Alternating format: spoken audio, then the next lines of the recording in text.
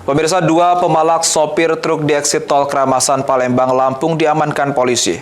Dalam penangkapan tersebut, petugas mengamankan barang bukti berupa uang tunai hasil pemalakan sebesar Rp126.000.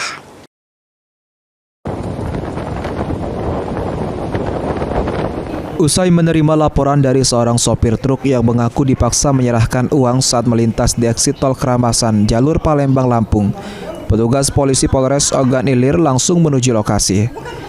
Petugas berhasil meringkus dua pelaku di pinggir jalan tol bersama barang bukti uang tunai hasil pemalakan sebesar Rp126.000.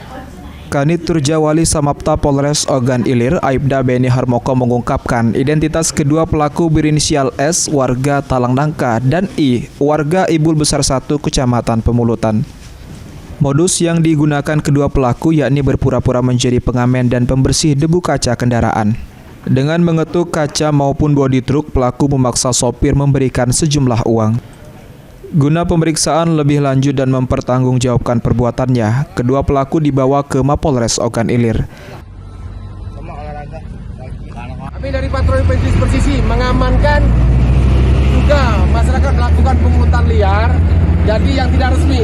Jadi mendapatkan informasi dari pengguna jalan, kami amankan dua masyarakat berikut barang bukti gitar, termasuk kami amankan uang. Jadi masyarakat ini udah kita ingatkan berkali-kali masih melakukan pungutan liar. Sementara yang bersangkutan akan kami bawa ke Polres untuk dilakukan pemeriksaan, diserahkan ke Satuan Ahmad Romawi, PAL TV.